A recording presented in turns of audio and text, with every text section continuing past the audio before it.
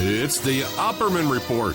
Join digital forensic investigator and PI Ed Opperman for an in-depth discussion of conspiracy theories, strategy of New World Order resistance, high-profile court cases in the news, and interviews with expert guests and authors on these topics and more. It's the Opperman Report. And now, here is investigator Ed Opperman.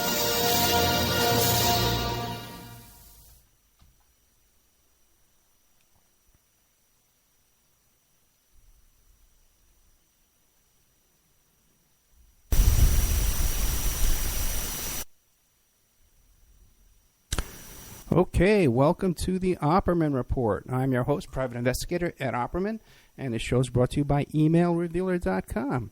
In a second, we have coming up St. John Hunt.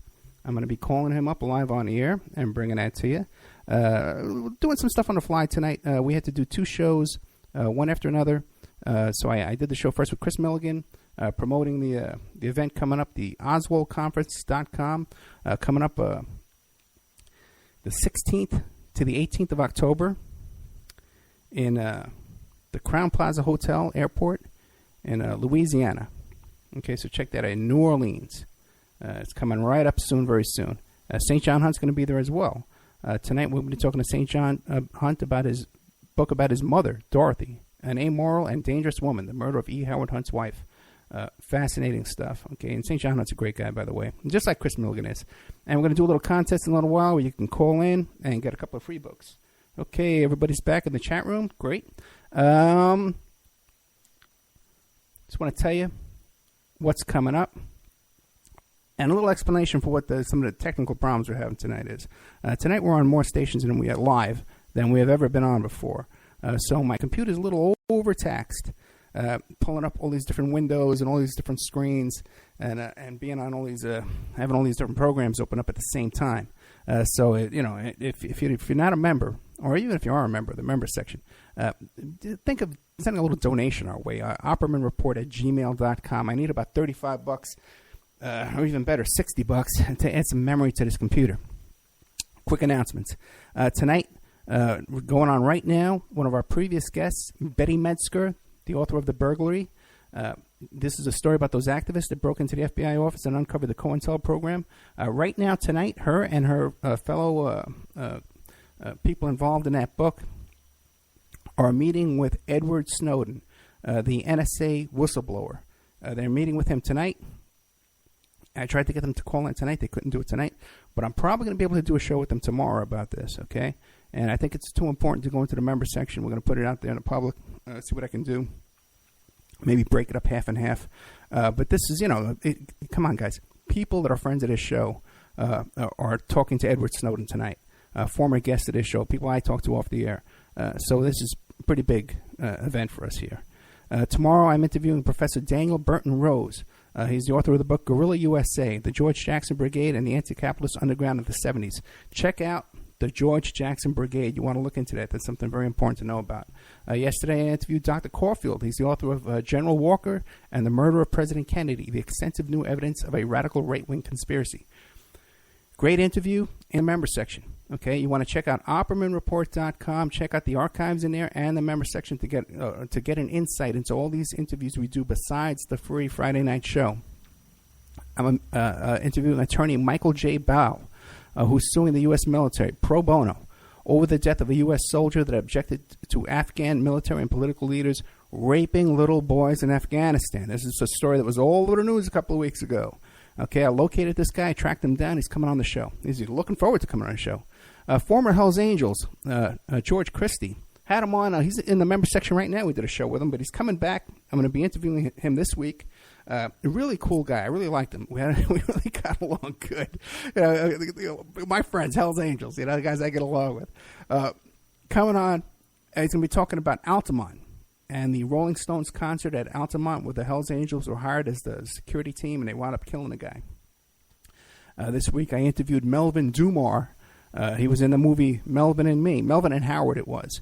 Won the Academy Award, as a matter of fact. And it's about the story about the Howard Hughes will. He claimed that he met Howard Hughes on the side of the road, saved his life, and Howard Hughes left him $150 million in his will.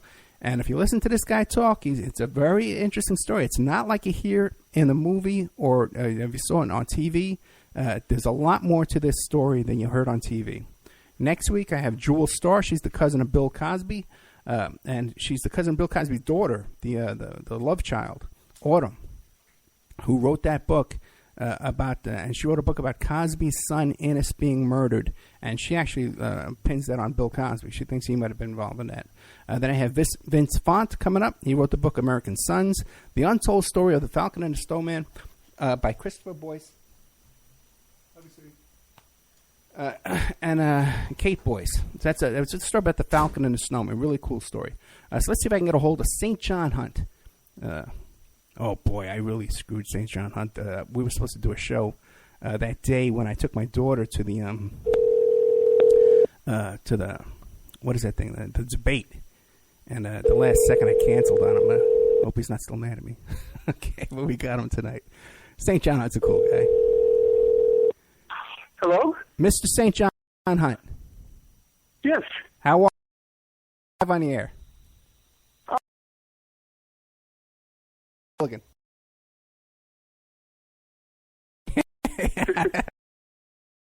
So, okay, brother. So we're live on the air. I know we got this event coming up, and you got this new book that just came out. Why don't you give the audience a little bit of an idea of who is St. John Hunt? Who's St. John Hunt? According to federal prosecutors, or? Yeah. I'm just a regular guy, really. But I was born into an extraordinarily interesting family. I guess you could say interesting. And so, without my consent, I was enmeshed in events that had very serious consequences in world history, at least certainly in American political history. Yeah, because your dad was E. Howard Hunt, one of the Watergate burglars. Yeah, my dad was E. Howard Hunt, and he was a 27-year veteran of the Central Intelligence Agency, back when it was, mostly comprised of skull and bones, Yailers type. And he was an OSS prior to the CIA, which was the founding agency. Then he retired, but not really, in 1971, and went to work for President Richard Nixon as part of his in the White House intelligence gathering unit. And they were nicknamed the Plumbers because one of their first missions to carry out was to plug the leaks on the Pentagon Papers. And but Nixon and my dad had known each other for many years before that. Since 1957, I believe, they had a lunch together in Uruguay. He came to know my dad and respect him, fear him actually, as did many. His exploits were somewhat legendary. And then in the later part of my father's life, he decided to let me in on some secrets that he'd been carrying for many, many years. Prior to this, for decades, he'd been accused of being either an assassin of JFK or an organizer or one of the three tramps arrested moments after the fatal headshot behind the grassy knoll in the railroad yard, 3 bums. And he spent years fighting those allegations and denying it. But then, 3 years before he passed away, his health was declining, and we had some great long talks and walks, and he was really proud of the service he had given his country, even though he felt completely betrayed by President Nixon and the rest of the government. So he did die somewhat of a bitterness in his heart, but all in all, he kept his chin up and made no apologies. Hey, in the small world department, okay, you talk about how the article with the 3 tramps and stuff like that. Just about 3 weeks ago, I was talking to A.J. Weberman, who pulled all that stuff. Oh, yeah, good old A.J. Yeah, he says he really likes you, too. He said you're a great guy, Yeah, I like him a lot, too. I know, what a character, right? He doesn't. He's got balls, What's that? He's got balls, honest. Yeah, he hasn't changed at all. I haven't talked to him in about 30 years. And, oh my God! Oh yeah, and right away, I wish you know what he just found out. He just uncovered that Donald Trump's father, Fred Trump, was in the KKK. Really? Yes, and that's bad. Fred Trump. Interesting, though. And there's a New York Times article where his dad got arrested at a KKK rally fighting with the cops, and that his father was distributing a leaflet with anti-Catholic and anti-police literature that's anti-immigration. That's pretty much the same stuff that Trump says today. And you think it'd be bigger news, but we have the article. We have the New York Times article and everything. It's from June 1st, 1921. AJ is just an amazing, deep researcher. I mean, that guy just comes up with stuff. Now, wasn't he researching Bob Dylan at one point and picked through his trash many times until he found what he was looking for? I don't know the story on that, but AJ's to me, very well-respected journalist and researcher. He was one of the earliest people to put forth the idea that the CIA were responsible, if not totally, and then in a very large part, with the assassination of JFK, and specifically my father, Frank Sturgis, and I don't know if they ever figured out who they thought the third tramp was. Okay, and we'll get this. A wide variety, a large audience that believes that the tramps were, in fact, Hunt and Sturgis. Although, for many years I felt in my gut that one old tramp looked remarkably like my father. But since then, I've really put some pieces together and, come to the conclusion that my father was just way too high up on the food chain to be, dressed and roaming around as a tramp. But there is one photograph of a gentleman in a full-length, I guess it's a raincoat, London fog type, and a hat just like my father's. His profile looks just like my dad, and it very well could be the mysterious man in the middle of the street. And I don't know if you're familiar with that picture. Yes. You seen that photo? Yes. Yeah. I mean, it's as close as it's going to get. A couple of things before we get off the topic of AJ, which we could talk about all night. He's such a character, He just did another book called, it's something about decoding Oswald's address book. And he got a copy, he got a high-resolution copy of the address book, and he also got some undeveloped film that he believes is that guy Fiorini, and he just testified before the Portugal Parliament because Fiorini was involved in assassination down there. So he says, yes, and he says he decoded the address book and he found all these different names in there in code. Just it's food, it's fodder, it's food for thought if anybody wants to take a look at it.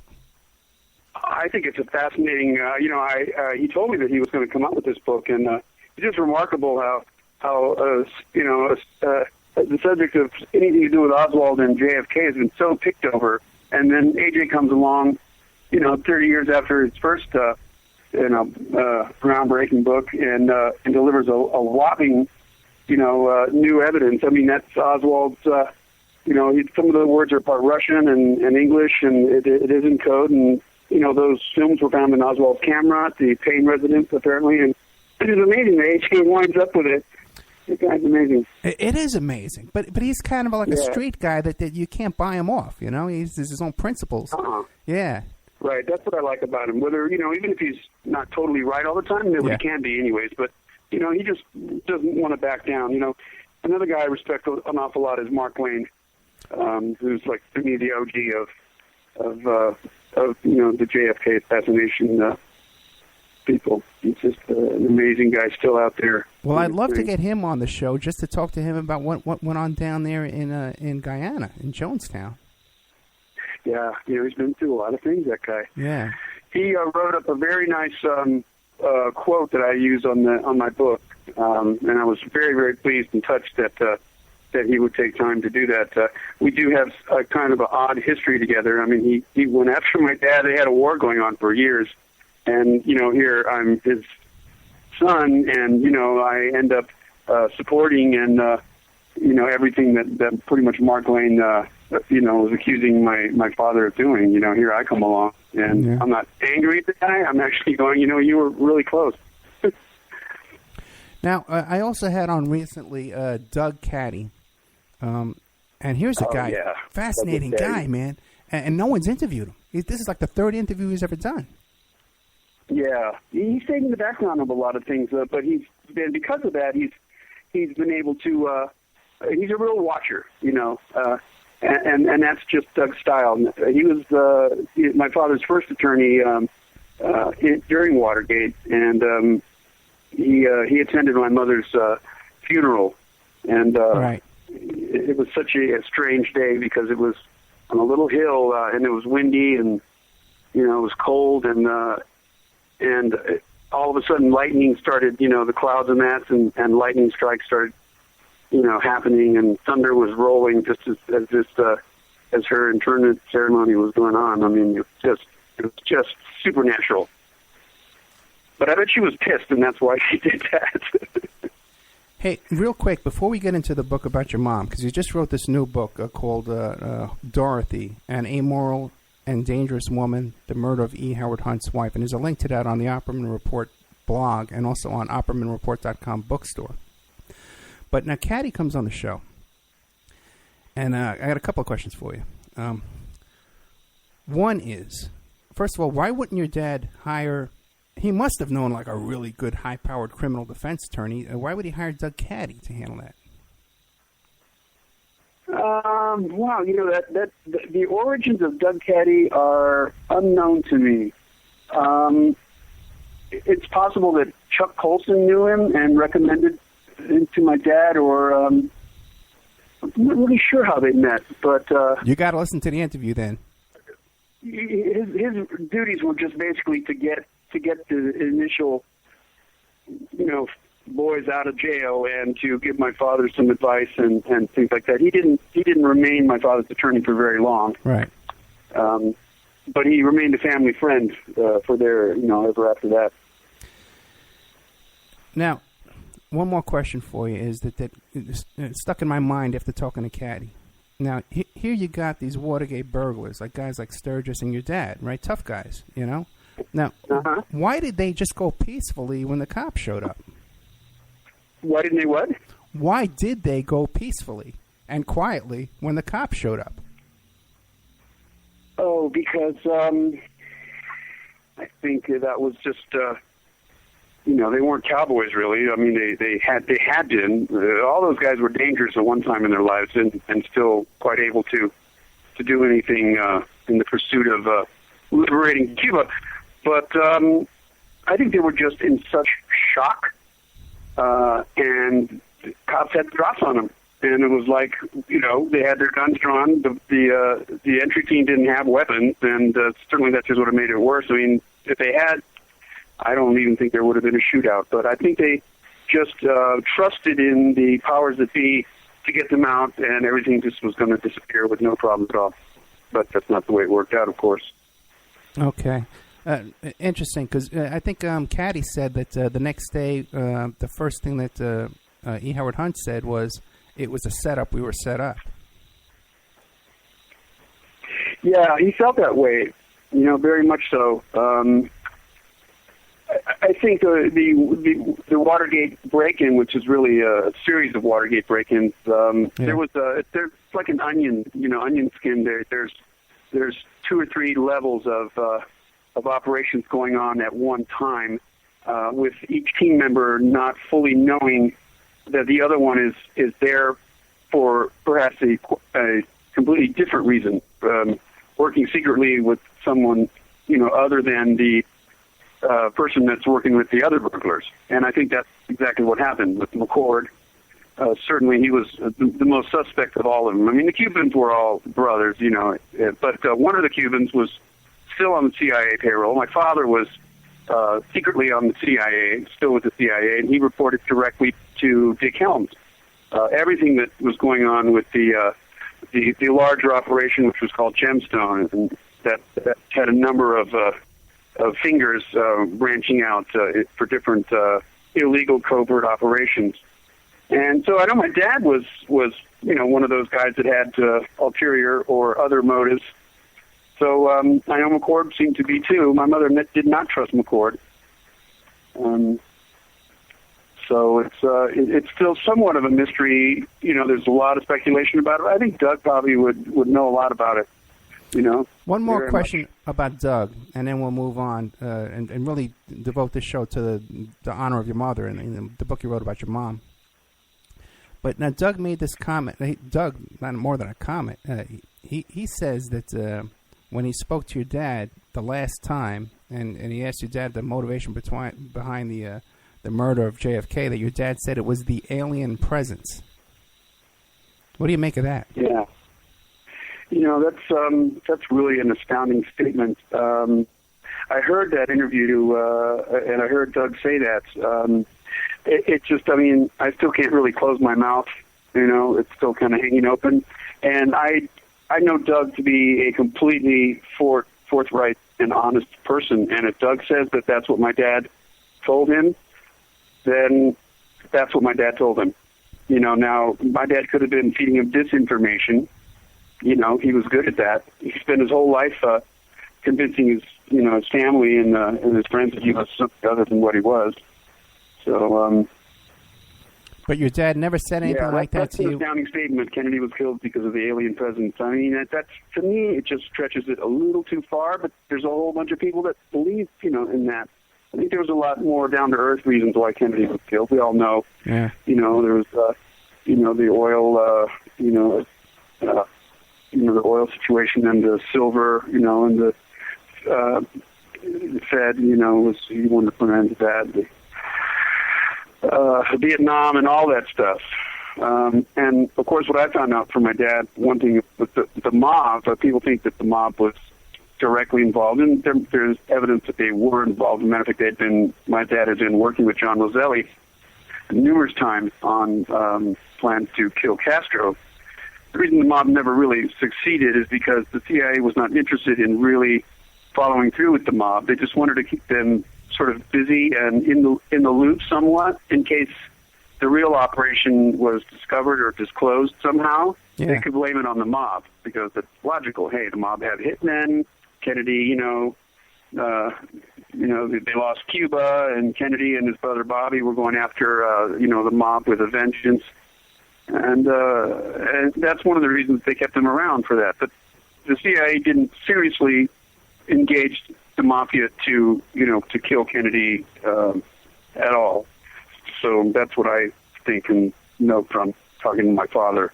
But it was a cover story that was ready to be utilized, Okay, but back to Caddy for 1 second, because he comes off to me as an extremely sober guy. Worked for John Dean in the White House, and worked with your dad. Your dad definitely respected him. Now, your dad never talked to you about alien presence, never even a hint. No. Never talked about UFOs. No. Hey, Barney Hill. Nothing. No, he never talked about UFO. He would refer to the people that lived in the city around him as aliens a lot of times. but he was mean-spirited in many respects. He was a racist and came from that WASP mentality. Of course, he didn't make the cut into Yale. He went to Brown, which was somewhat a few rungs lower. But he never said anything about aliens. Hey, real quick, what was that story? He never said anything about Kennedy until a few years before he died. So. And what was that story about your dad? He had a problem with the neighbors across the street. I think they're cats or their dogs or pigeons or something. Yeah, when he got out of prison, he moved to Guadalajara. I went down to visit him, and he had this nice house, and right across the street was another nice house. But on the roof of that house, there's a 2-story home with a flat roof, Mexican style, and there was this rooster and chickens and crow every morning at 4:30. Right. Just endlessly, and my father just being driven, berserk, and I can see him just practically frothing at the mouth, his tongue twitching in his mouth and his fingers, rubbing on. He's got to figure out how to get rid of this thing. So he did. He melted got some rat poison, and put them into ice cubes, froze them up, and then with a slingshot, shot him across the street over on the roof. The ice cube melts, the rooster eats the poison, no more rooster problem. And then they arrested some guy down the street named Oswald, right? Yeah, exactly. Yeah, he had the tattoo all picked out. Yeah, for sure. Yeah. All right, man. Listen, enough of me. Okay. Tell us about the new book. Now, this just came out, right?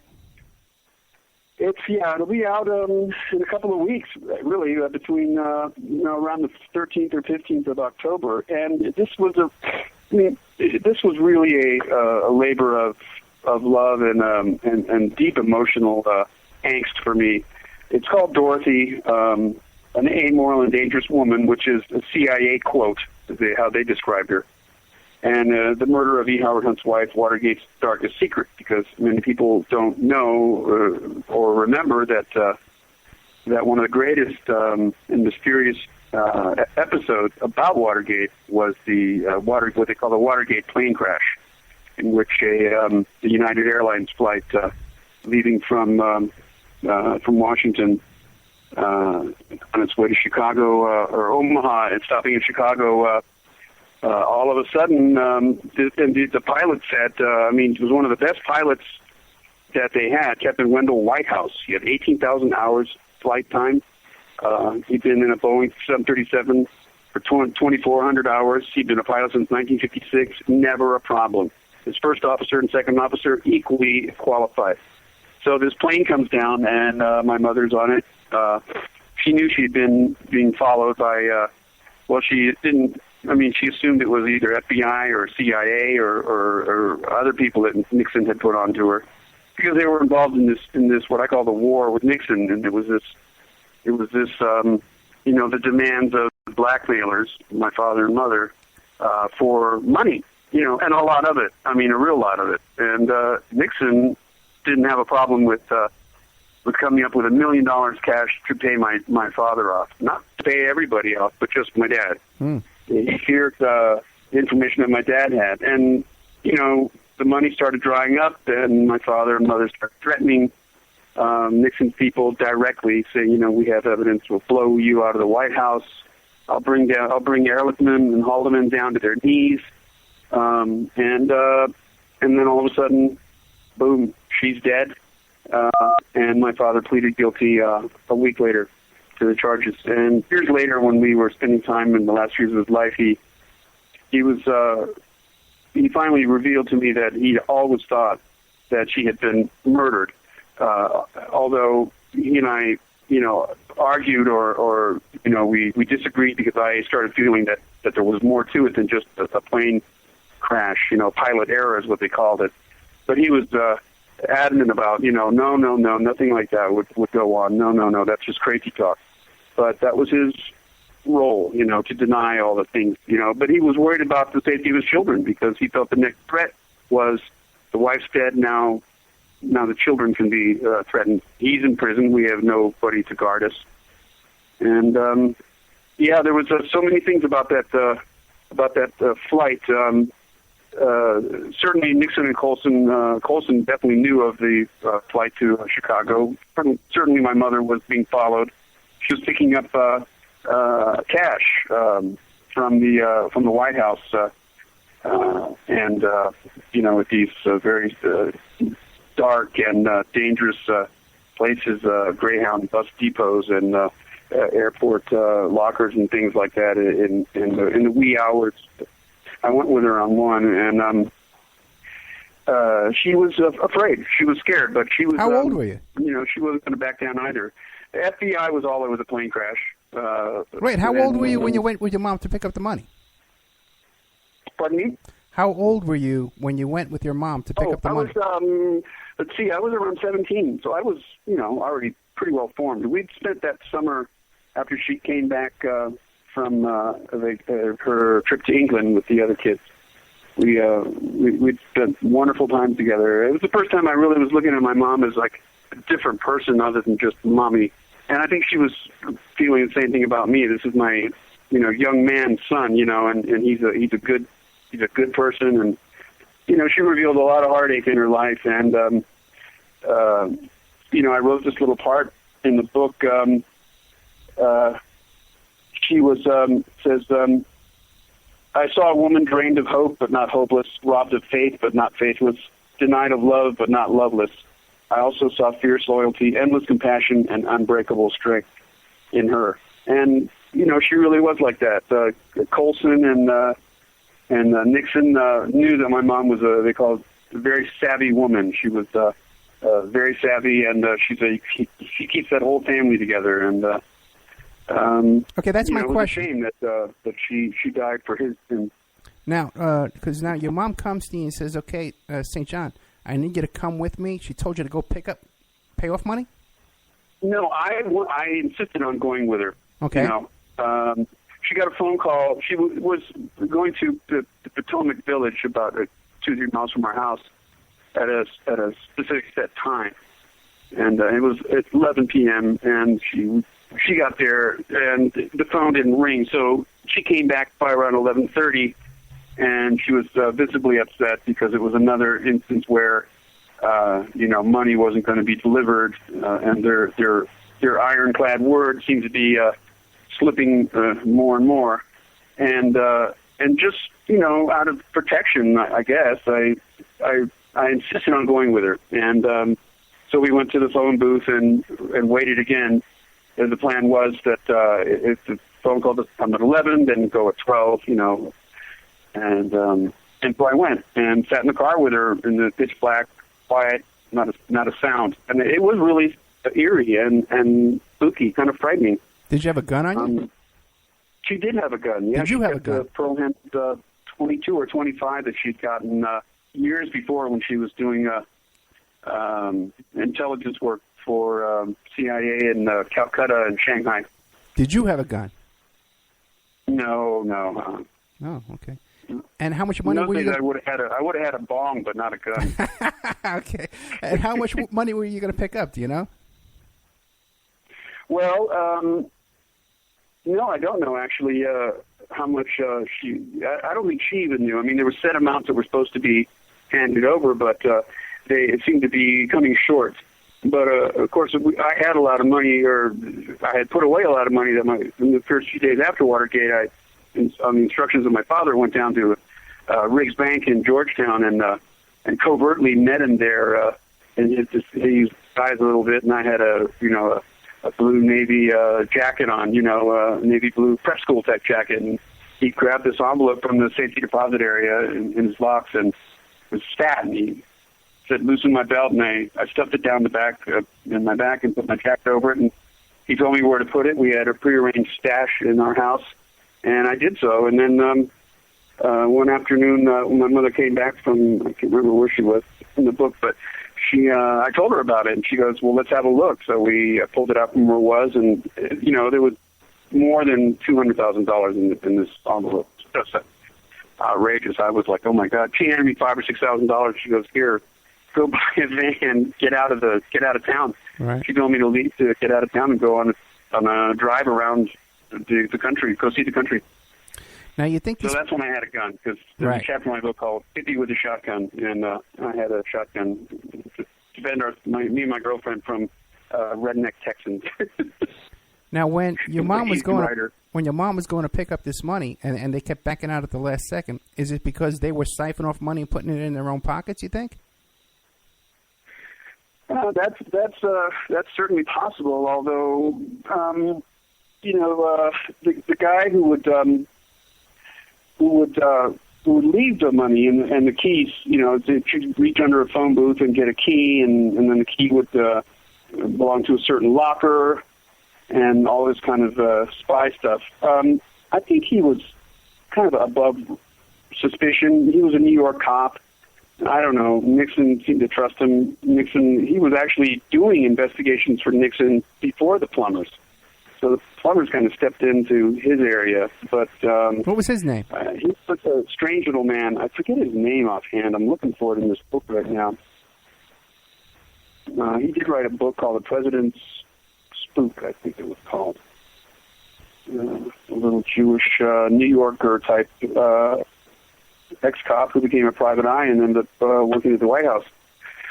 So I don't know if they were taking money out of it, but I think there just wasn't the money that Nixon had promised, and certainly Colson had promised. there's a recording of Colson and talking to my dad, and Colson's acting all like aloof about everything, like, oh, I don't know about that, you know. Right. My father's trying to, you know, tell him in no uncertain terms, like, you know, you better get your shit together because, you know, this is getting serious, and I'm not going to just hang out here to twist in the wind. And Chuck Colson, you know, being very aloof and acting non-fiddle about anything. I texted Chuck Colson before he died. When my father died, we got a hold of each other and asked him. Yeah, he made a statement to Time magazine in 1974, I think, saying that he felt that the CIA had killed Dorothy Hunt. And I asked him about that because that's about the time that I started really thinking about the Dorothy thing.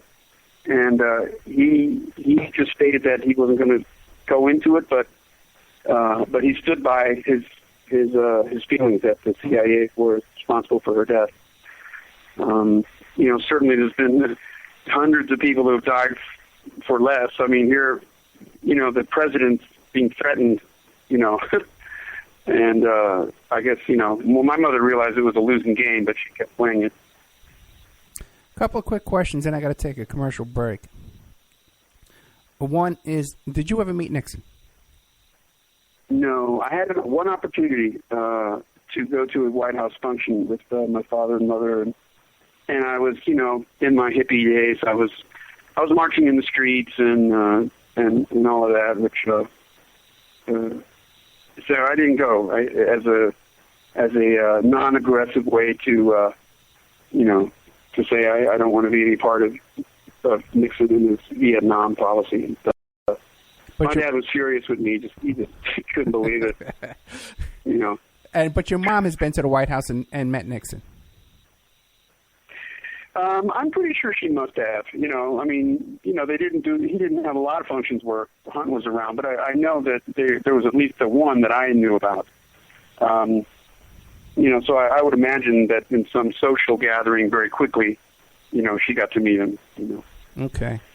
All right, we're going to take a little commercial break here. We're with the St. John Hunt. He's the son of Watergate burglar and confessed JFK hitman E. Howard Hunt. He's just written a book called Dorothy, An Amoral and Dangerous Woman, The Murder of E. Howard Hunt's Wife, Watergate's Darkest Secrets. Now, St. John Hunt is also going to be at this seminar coming up in New Orleans, the Oswald Summer of Secrets, New Orleans and the JFK assassination on October 16th to the 18th. Yeah, just imagine if you go down and you get a hold of, you grab St. John Hunt by the arm there, get him a couple of drinks in him. You can find give me a couple of drinks and a meal and I'll talk. Yeah, right? I'd say I'm tempted to go down and meet all you guys. I'm cheap. Yeah, and so this is going to be, it's at the Crown Plaza Hotel Airport in Louisiana, October 16th to the 18th. It's put on by Chris Milligan from Trine Day Press. And by the way, too, we're going to have a little contest. Chris said that he's going to give away some books. He's going to give away one of St. John's books. So we'll do a little call-in at the end of the show. We'll be right back after these messages with more of St. John Hunt, son of E. Howard Hunt and Dorothy Hunt.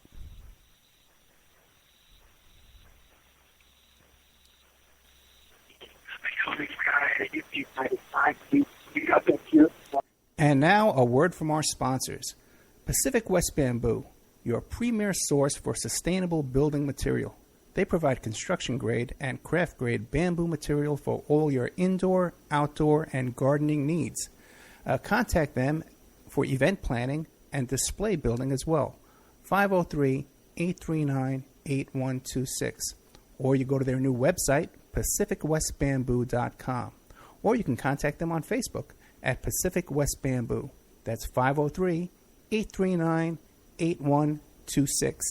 Amanda from Pacific West Bamboo was our first sponsor.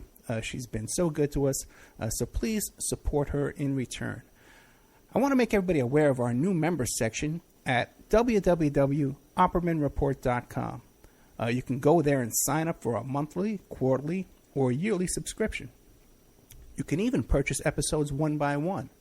You get full access to brand new original content, new guests, new uncensored interviews, my own investigations and reports, and we're going to be adding sections with documents, images, police reports, either provided by myself or by my guests, or for my own investigations, my own reports.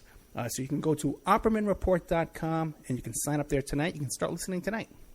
Strawman. I want to mention Strawman. Strawman is a band out of Toronto, Canada. They're good friends of the Opperman Report.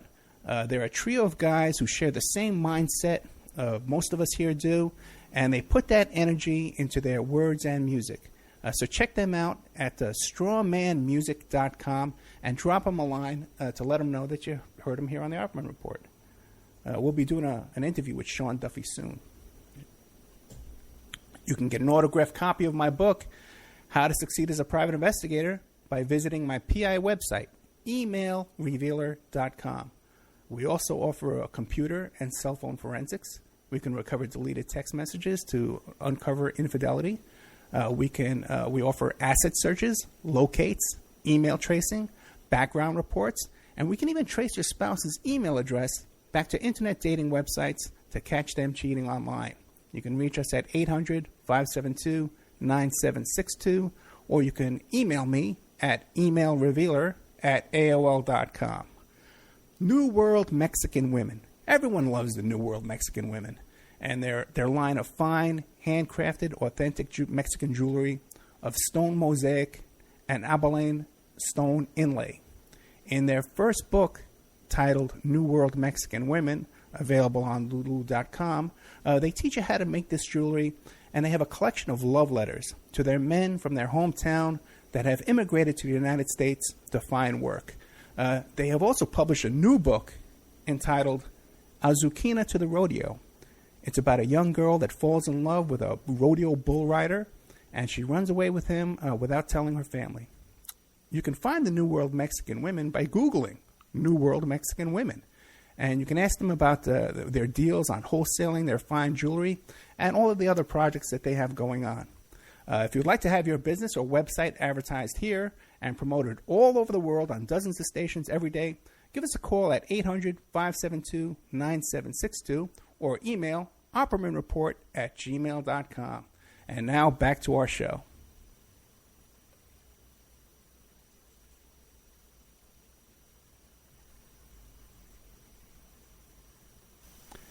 Okay, welcome back to the Opperman Report. I'm your host, Private Investigator Ed Opperman. Tonight, we are lucky to have St. John Hunt, the son of Dorothy and E. Howard Hunt. He's the author of the book, Dorothy, An Amoral and Dangerous Woman. Where is this down here? Okay, scroll up. Dorothy, A Dangerous and Amoral Woman. The Murder of E. Howard Hunt's Wife, Watergate's Darkest Secret. There's a link to that book on the Opperman Report blog and also oppermanreport.com bookstore. Mr. Hunt's going to be at this conference coming up, put on by Trine Day Press.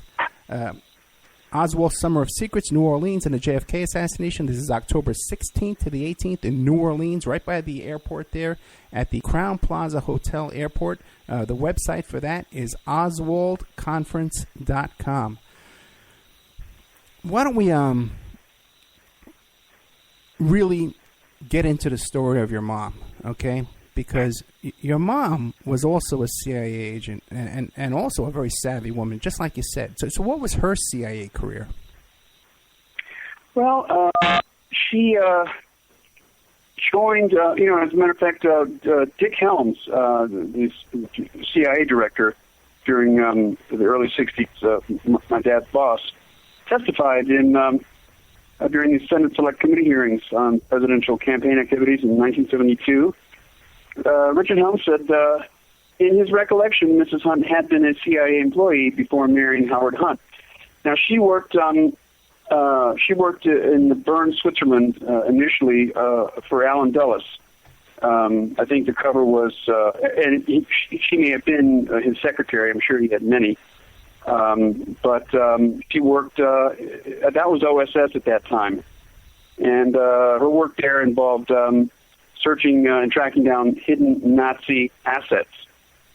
And she always told me that, and I thought that was probably a pretty fascinating thing to be involved in. A lot of intrigue and glamour. Bern was a hotspot for the intersection of money, Nazi money, and the rest of the world, because the Nazis, as hated as they may have been at any time, they needed still to purchase things in the open market, and Bern, Switzerland was neutral territory, banking territory, and they kept a lot of their money there, and certainly they kept money there from the extraction of teeth and whatnot from the people they murdered at the concentration camps, and so she, that must have been pretty fascinating for her. She took a job with the Treasury Department, where she opened the first foreign office in Shanghai, in China, and it wasn't too long after that civil war erupted, and Mao was coming down on them, and she fled with the rest of her CIA friends.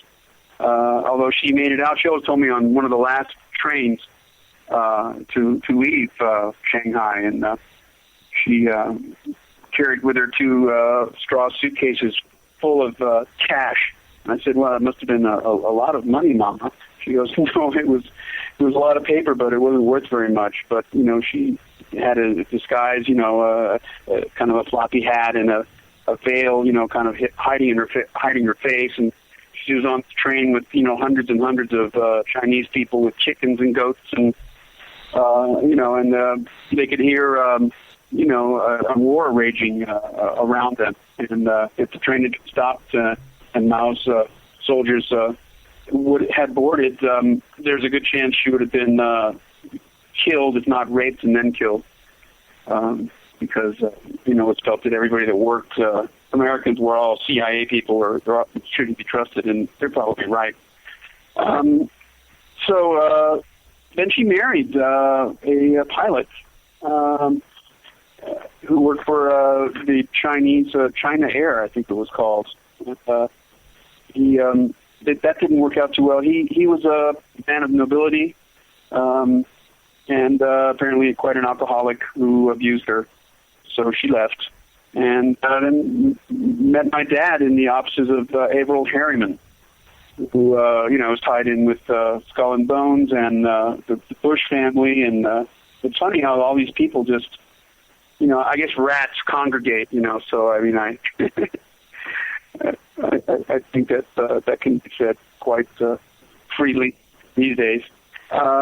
And then she kind of took a backseat to intelligence and became as much of a housewife and a mother as she could, at the same time working for different embassies, and always availing herself to whatever needs the CIA had to request her for photocopying or stealing sensitive documents which she had access to, and then returning them the next day after doing whatever. So she was always involved in that kind of stuff. And then, of course, by the time Watergate hit in the early 70s, she functioned as the bag woman, the liaison between the Cubans, McCord, Liddy, and my father, and the White House, picking up satchels of money and paper bags of money.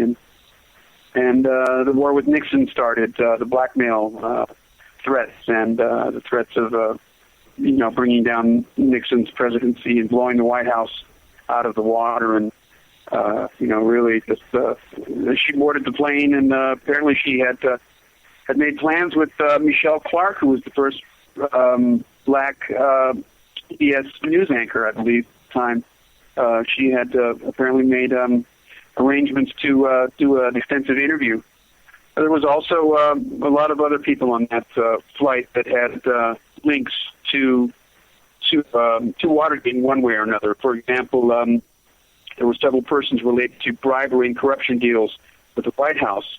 Namely, Attorney General John Mitchell was under investigation for corruptly helping the El Paso Natural Gas Company and main competitor, Northern Natural Gas. And Mitchell's decision to drop the antitrust charges was worth about $300 million to El Paso. 2 guys working for Northern Natural were on that flight and investigating Mitchell and his accepting of a bribe. Ralph Blodgett and James Kruger, and they were killed on that crash. Michelle Clark, as I mentioned, was killed on that crash.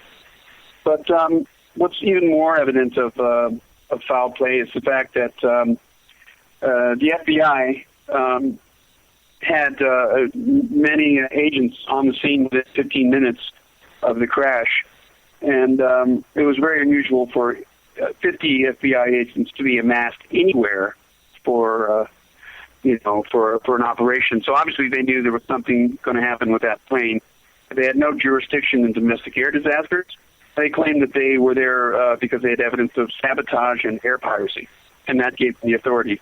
One of their agents went to the flight tower in Midway, where the crash occurred near, and confiscated the flight recorder tapes.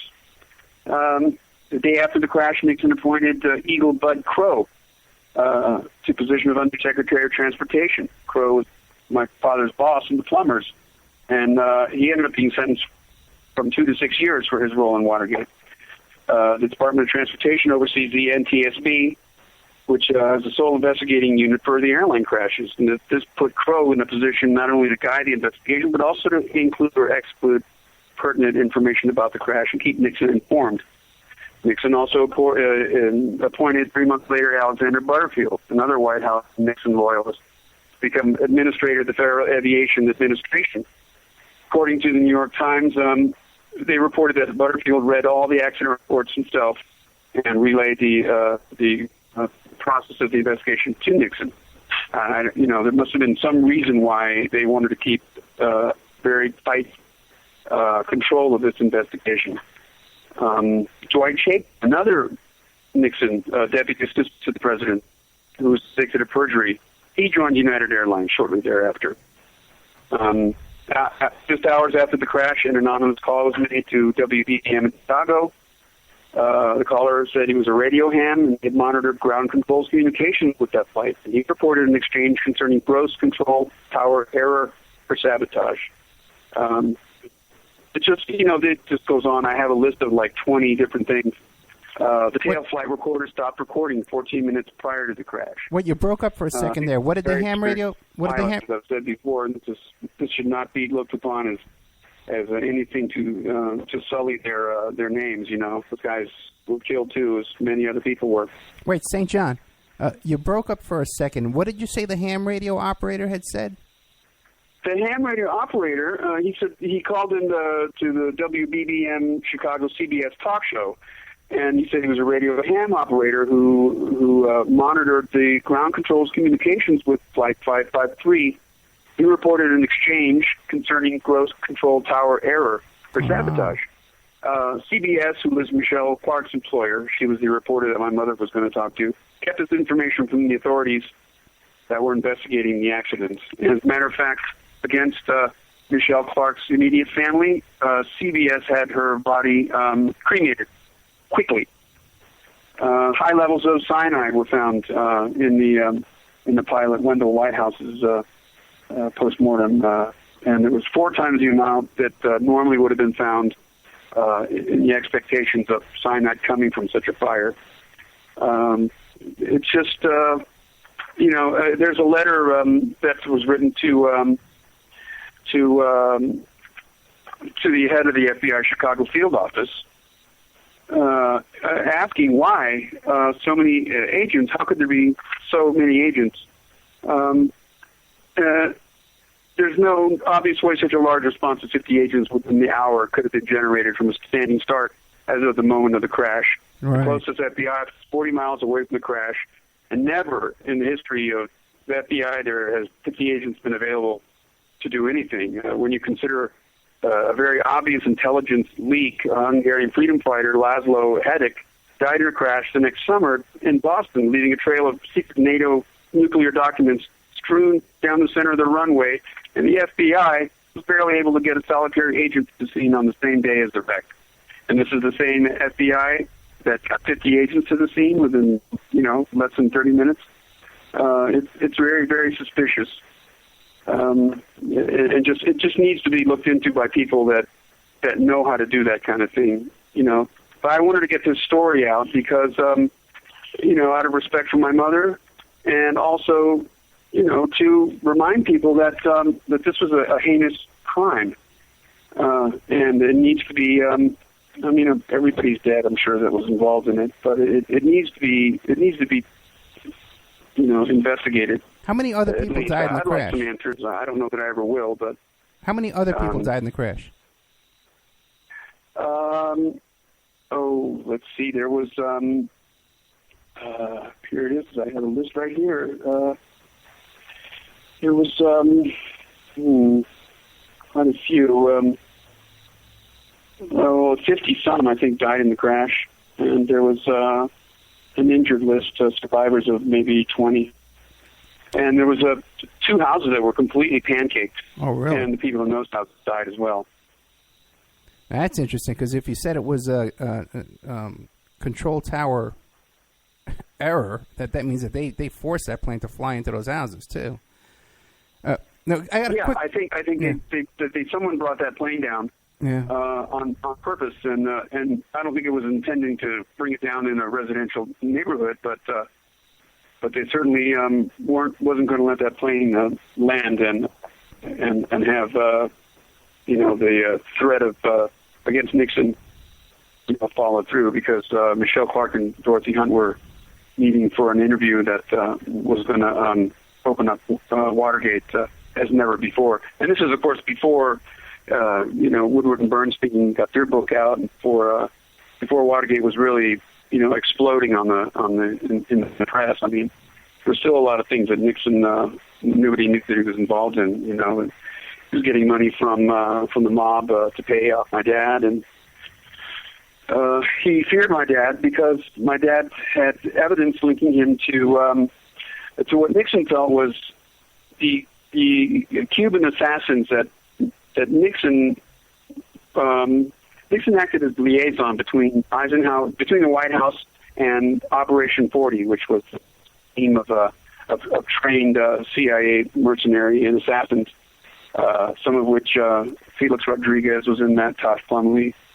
I know both those guys, and there was quite a few more, and these guys were charged with taking care of the dirtiest work for the CIA, and Nixon knew about it. He knew about he approved the assassination attempt on Fidel Castro for years, and Nixon felt that Hunt obviously had evidence. If this was going to come out now, Nixon was done for. That was it, and so that's one of the reasons he feared my dad so much. The other was because people in the White House regarded my dad as a very, very serious guy. If he wasn't able to, to take care of a hit himself, he knew people that did that kind of thing, and they did it just on his word alone. So, he was kind of in awe, and they were kind of in fear of him, but in awe of him at the same time. That's why Nixon picked him to run the internal White House investigations unit. As I said, they'd met some years before, and Nixon, on and off, had kept track of my dad's career. He was, part of the overthrow of the Guatemalan government, and he worked in the Bay of Pigs. He trained the Brigade 2506, and best friend Manuel Artime, a dear family friend of ours, was handpicked by my dad and approved by Robert Kennedy to become Cuba's next president once Castro was murdered and Cuba was retaken. But of course that never happened, and my dad was bitter about that his whole life because he lost a lot of comrades, and he realized that Kennedy had to go. So a lot of people had different reasons, just not one reason and not one faction that wanted Kennedy gone. It was just about everybody except the public. St. John, we got about a minute and a half, okay, and then I'm going to drop one station. But I have another hour after this. Can you stay for like another half hour if you want? I can, yeah. Okay, great. Thank you so much. But we're going to be dropping one station in about a minute and a half. So why don't you plug your book and the upcoming event you have and any kind of website or anything you have? Pardon me, my website is stjohnhunt.com. SAINTJOHNHUNT.com. That'll guide you to my new website, which is .net. You can go to either one. But I've just been building the first website I've ever built. Just built it. It's got music, too, little videos I put together, some stuff I wrote and recorded with different bands I've been in that I've been leader to over the years. Yeah, that's cool because you're a musician too, and you also don't you sell guitars? No, No. no. I mean, I don't sell guitars. That's like selling people, man. You can't sell guitars. Okay, all right. Okay, well, with St. John Hunt, we're going to say goodnight to PSN Radio, but we're still going to be on the Awake Network, and of course Spreaker and iHeart and all that kind of stuff. The book is Dorothy, an Amoral, Dangerous Woman, the Murder of E. Howard Hunt's Wife, Watergate's Deepest Secret, I think it is. Darkest Secret. Darkest Secret. And you can meet St. John Hunt because he's going to be at this seminar, Oswald's Summer of Secrets, New Orleans and the JFK Assassination, October 16th to the 18th. It's produced by Trine Day Press. Really cool guy, Chris Milligan, helps us out all the time. It's going to be at the Crown Plaza Hotel by the airport, 2829 Williams Boulevard. OswaldConference.com. We'll be right back with more of St. John Hunt. Thanks.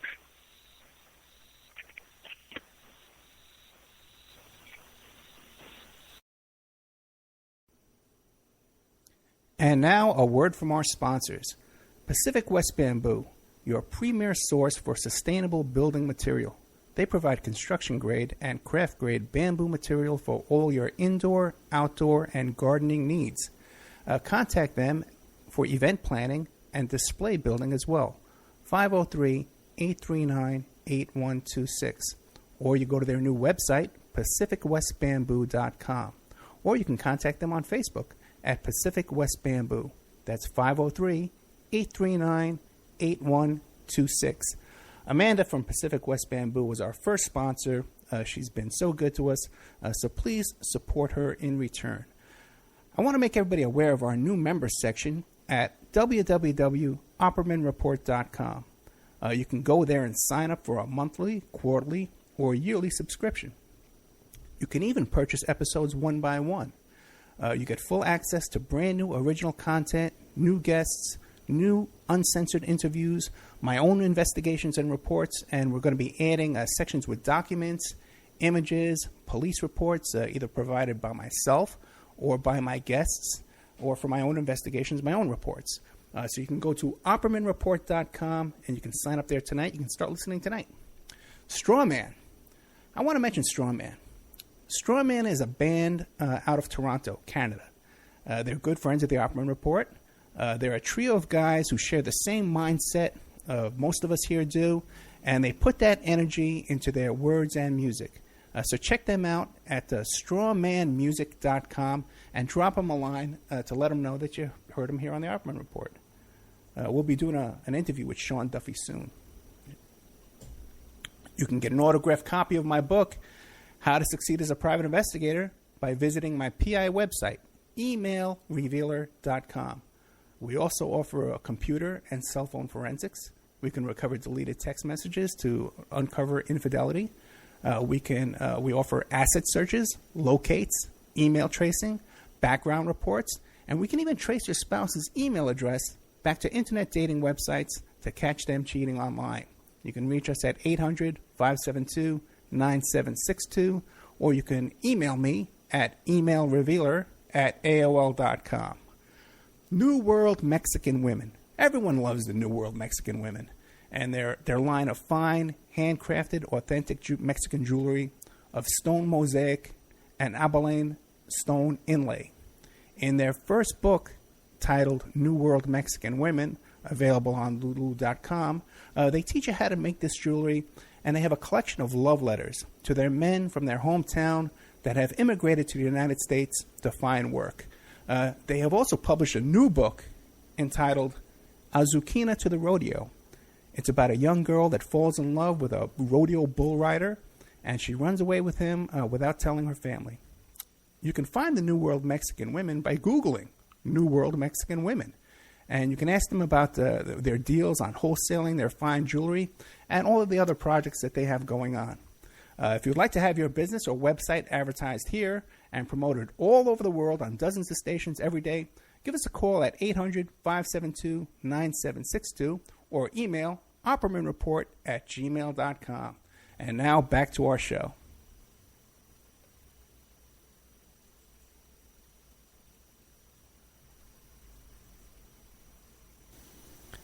Okay, welcome back to the Opperman Report. I'm your host, private investigator Ed Opperman.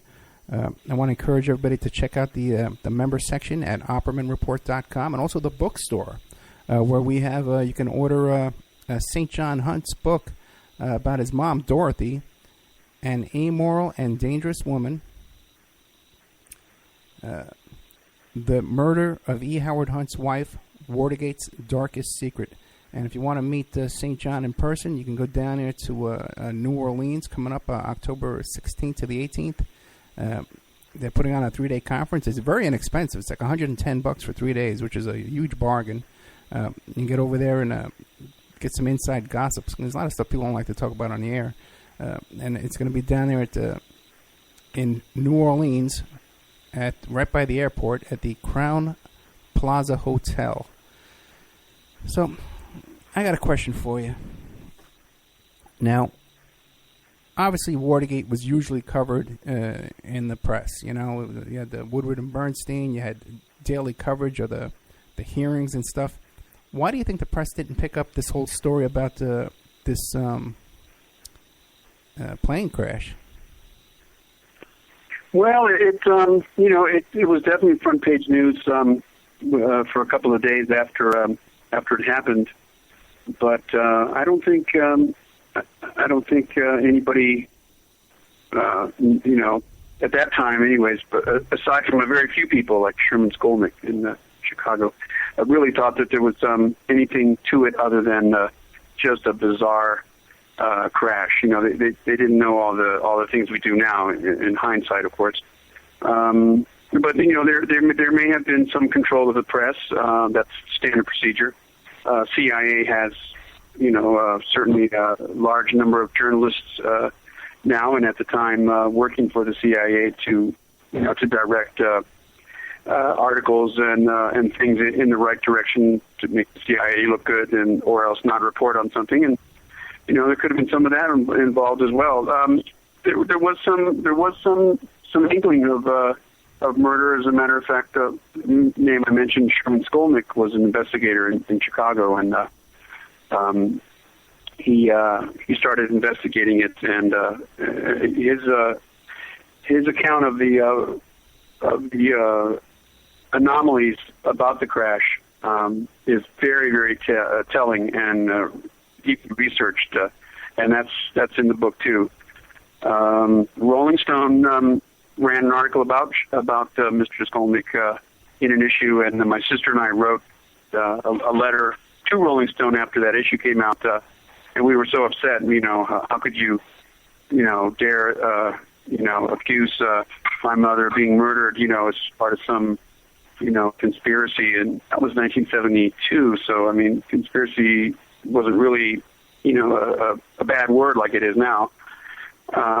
And they sent a very nice lady out to our house, Julia Cameron, who later married Martin Scorsese. Spent 2 weeks with us, and got the inside story of the Hunt children, and that appeared in a Rolling Stone issue, January '74, and it was a good story. But then it just died. It just died. A lot of things were going on. I mean, Nixon was taking front page news. The whole Watergate thing was unraveling, and nobody really cared much about silly old airplane crash, What about people like Mae Brussel and Dick Gregory and that crowd? Were they saying anything? Yeah, Mae Brussel, matter of fact, she felt that it was sabotage and murder. There was a few people that were speaking up, but they're on the sidelines. They're not mainstream media, I think. Okay. Now, back for a second to Doug Caddy, because we were discussing... Oh, I know where they met. I looked it up in my dad's book. I have a copy of it here. They met at the advertisement agency that my father was working for. After leaving the CIA, he became an employee of the Mullen and Company, which was a high-priced advertising firm. And Doug Caddy worked for Mullen as an attorney, not a criminal one, but as an attorney. And my dad and he got to know each other a little bit. And he was the only person that my dad could think of who to call at 2 or 3 in the morning when on that night that the burglars were arrested, his entry team was handcuffed and taken away, and he went over to Doug Caddy's house at like 3 a.m. and they got some advice from Doug, and Doug arranged to have a criminal attorney, free the 5 Watergate defendants, McCord, Martinez, Sturgis, and the other ones. So that's how Doug and my father met, and they just remained in touch on and off for the rest of the time. And kind of an interesting coincidence is that Doug Caddy talks about how he had met and run across Guy Bannister while he was promoting right-wing conservative politics early on in his youth. Isn't that something? The web, the web, and it's true. There is one, because these people all stay connected to each other, because that's what they do. I'm writing a book right now with Roger Stone called Jeb Bush and the Crime Family. Oh, very good. Yeah, and that's going to be coming out early next year. We had a deadline of the middle of October to have it, the first draft. I got about 40,000 words into it right now, and that's basically what I'm doing. 12 hours a day is researching and writing. And that's being published by Trine Day? No, that's Skyhorse. Okay. All right. Well, definitely come back as soon as you get that one out. Yeah, definitely come back. Now, one more thing, Doug Caddy too. He said, because I asked him about, he was bringing up the whole thing about the call girl operation. Okay, with right. I forget his name right now. I had him on the show, Lamford, who wrote that book about the White House Watergate call girl operation, and about how John Dean's wife was really connected up to this call girl operation, right? Now, yeah. What do you know about that? I've just heard things here and there. My father mentioned it a few times. He said he spoke about the Watergate operations as being multi-layered. Right. He said, that we were bugging some of the phones in there, but at the same time, we were also looking for this list, this little black book type thing, listing the call girls and all their clients. Very damaging stuff that that they felt the Democrats had in the office somewhere, and we're going to use it against Nixon and the Republicans, because I guess Republicans use more call girls than Democrats. I don't know if that's true or not. But so there was that going on. There was the search for, there was a cover story of Castro's financing the Democratic, the Democratic Party, and we have to get the goods on that and expose them for the commies that they are. So that was floated out for a number of years. Then there was the Nixon thing, Nixon being involved in the Kennedy assassination, for Christ's sake. I don't know. The more I research about the presidents that we've had, they're just a bunch of sociopathic murderers. It seems to me. I mean, Johnson and the people that he and Doug Caddy. This is where Doug Caddy really knows this stuff. And he represented Billy Saul Estes, who was a Texas wheeler and dealer working in Johnson's early career, and Billy Saul had evidence that now Doug Caddy has, apparently, that Johnson was a part, the motivator for 7 murders, including his sister. Yeah. Did you know that? Did you hear that? Yeah, we talked about it. Because he stayed for I got him to stay for another hour. This guy's the president of the United States. Yeah. And he's having people murdered like he's a mafia hitman or a mafia, whatever. I mean, it's just in Clinton. That couple, they just should be, locked up immediately. I mean, they're just, aside from the murders that have happened around them, the staggering amount of money that they've siphoned off their what is it, the Clinton Foundation. Yeah, the Clinton Foundation for Greed is what I say. And, I mean, it just goes, you know, is there no shame? Is there no sense of we don't do those kinds of things. Decency? You know? No, the answer is Bush, no. I'm writing a Bush book with Stone, and I've written about Samuel Prescott, George H.W., and I'm stopping there at the end of his thing because that's a lot. But you know, it's a family of criminals, and you know, I mean, I guess the only presidents that really weren't too bad were maybe Carter and Ford. I mean, Ford, you know, was part of the Warren Commission, so he influenced that and kept secrets to himself. And Carter did sell, you know, weaponry to Iran to try to get the hostages out. But I don't think they were responsible for like murdering, you know, American citizens that had the goods on them or whatever. I mean, it just, you know, and it's just getting worse. I mean, if we have Jeb Bush in the office, I don't know what I'm going to do. I'm going to lock myself in a paper bag. Well, as much as I love Jimmy Carter today, we can't forget that, you know, he did have Zbigniew Brzezinski, you know, as his foreign policy. And also, too, when they asked him at a press conference, I remember seeing this when I was a kid, they asked him, why did you let the Shah of Iran into the United States? He said, well, David Rockefeller called me and told me to. You know? That's right. Yeah. That's right. And that's what triggered the kidnapping of the hostages over there. That's what started all that. So, yeah, he was directly responsible for that. But real quick, back to Doug Caddy. Okay, a couple of things.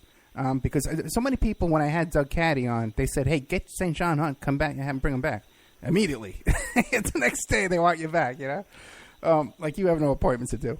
But one thing is I brought up, because you remember how Jim Rothstein, and also the guy, too, I'm forgetting the name of the guy who wrote the White House Call Girl book. I think his name is Lanford or something like that. But both of them talked about a pedophile ring, a pedophile prostitution ring. Now, when I brought that up to Doug Caddy, his ears perked up, and he was, oh, yes. And he was so excited that I knew about it, and he totally agreed with that. Did you ever hear about anything like that?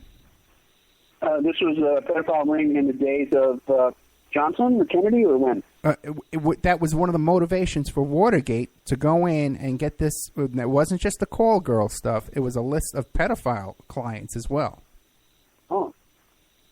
Well, I certainly would not doubt that. I mean, as we know, if you know anything about pedophile rings for politicians, it's pretty rampant apparently. And you know, there was the whole Franklin case, and George H.W. Bush himself, you know, is being you know, dragged into that. Some of the children. You know, point him out and say, well, he was there, and that whole thing, that whole Franklin pedophile case is just crazy. I mean, I haven't read anything about it. I just know a little bit that it existed, and everybody got away, you know, except the children that were damaged. Well, I had Nick Bryan on the show. We did a couple hours on that, and then I also had Tim Tate, who did the documentary, the BBC documentary, Conspiracy of Silence, I think it's called. That was silenced right before it was about to. Right, it was. Yeah, it was never released. Yeah. I had him on the show too. That happened. Yeah, it's. How do you get in touch with all these? These are like, you know, cool people. I mean, how do you get these people to go on your show? It's amazing. Well, it's so good. Just before, like, you mentioned the name, and I says, okay, put me in touch with him.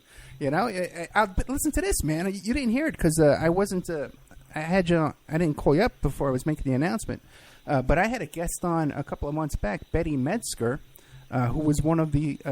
She wrote the book The Burglary, about the activists who broke into the FBI office and they discovered the COINTEL program. So, oh wow! Yes, I had her on the show. It's so good. Yeah, your work is so important and so good. I really commend and respect you for what you do. You know, your continued push for truth and exposure of these sordid criminals, you know, that seem to be running our lives politically. You know, it's you do great work, and you're a really good interviewer. You know. Thank you so much. But listen, I didn't even get to the good part yet, because me and Betty Metzger, we become buddies on Facebook, you know, and talking off the air. Oh, good. Tonight, she's meeting with Edward Snowden. Right now, tonight. Her and the burglars, because the whistleblowers back who did this burglary, they're all meeting with Edward Snowden tonight, and we're going to be doing a show about that, about their meeting with Edward Snowden. I'm sorry, who's Edward Snowden? The NSA guy who he's hiding out in Russia. Oh, the national security guy? Yeah. Oh, my God. And they're all meeting. Well, we better keep that location quiet because no, it's like a seminar. They're doing it. You can buy tickets to listen to it. Oh wow, that's great. Yeah, You know? That's amazing. Yeah, we got a lot of stuff we're working on, man. But one more question again, back to Doug Caddy, because he also said that one of the reasons, the motivations for the burglary, was that Castro had written a report. Castro had done an investigation on the JFK assassination. And that was supposedly there at the location, too, as well. Do you know anything about that? Yeah, that's true. Like we were talking about earlier, there was many levels of, many fingers out there for different reasons. But certainly one of them was that Castro had compiled. It wasn't a report specifically and singularly of the JFK assassination, but what it was a report of all the attempts thus far on Castro's life. He had arrest pictures of the contract assassins that were sent to kill him, and their weaponry that they had, their poison darts and gun whatnot, and he had compiled this list, and they had it. The Democrats had it somehow. My father also. Not many people know this, but he broke into the Chilean embassy before the Watergate break-in and searching for that book, for that manuscript or whatever. There was Nixon thought that it was there for some reason. The one about the Castro investigative report was at the Chilean embassy. Yeah. Okay, well then, they broke successfully into the Chilean embassy to search for that book, and it wasn't there apparently. So I guess Nixon wanted to see a copy of it because just stealing the copy doesn't matter because Castro would just send another one. Yeah, well, Dick Helms and Hoover were being absolutely uncooperative with Nixon's requests for different things relating to the Bay of Pigs. Or Castro assassinations. He wanted to know what they knew about what he was involved in, and they just stonewalled him, month after month, until he finally got so sick of it. Hoover was asked to wiretap, some leftist radical phones and this and that, and he refused. Dick Helms was not going to give Nixon anything that he asked for relating to the CIA. And so that's why he built his own, covert ops investigators, the plumbers, so he could handle his own stuff and not have to rely on the CIA or FBI for help. But he wanted all that information. He wanted to know what they knew about him. Nixon was paranoid like that. That's what brought him down, really. In the long run. But don't you think everybody does that? Yes. I think it had been going on for a long time, and I think it never stopped. Obviously, LBJ had to have his own crew, too. As well. George Bush, he's asked to testify, in the closed-door section, about what Iran-Contra or whatever, and he just flatly comes out and says, no, I don't testify. Yeah. I'll have a conversation with somebody, but no, I don't testify. The audacity of that. You're just an American citizen. Yeah, you're president. They ripped Clinton for it. Nixon got practically impeached because he refused to cooperate. And these guys, Bush and that whole bunch of guys, they just look at people and go, no, I don't testify. No, I don't do that. I mean, it's mind-boggling. It's an embarrassment to me as an American citizen. I love my country.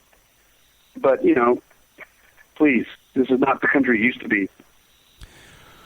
I just had on Dr. Jeffrey Caulfield, who wrote that book about General Walker. It just came out like 2 days ago. And General Walker? Yeah. The guy that Oswald tried to shoot? Yeah, supposedly, yeah. And he spoke about this, too, as well, that there was an FBI agent that was investigating that refused to testify as well. Now, was there any connection between your dad and that whole Walker crew and those bunch? You know, I don't know that there was, but there certainly was. I mean, Walker was, well, he was really right wing. He was a racist and all this stuff. And, and you know, I don't think he and my dad would have ever their paths would have crossed. But you know, my dad was definitely involved with one of his best friends was General Singlab, who I met a few times at the house. And I'm just finding out some horrible things about him. You know, it's like these guys smile at you and they, you know, shake your hand and they chit chat, whatever. But they're just monsters. They're cold-blooded killers, all in the name of patriotism. But my dad stood behind that till he died. He didn't regret anything he did, and he had no guilt or remorse. He was actually continued to stand by that he felt Kennedy should have been killed, and was glad he did. He was killed. He'd stomp around the house going, you know, we got to finish the job and hit Ted. You know, I remember him saying that many times. What a guy. What a guy. I know. We talked about it the last time, but my mother, too. My mother was Cuban. You know, my mother is Cuban, you know, my uncles. And they would always say, Kennedy was a communist. Kennedy was a communist. Yeah.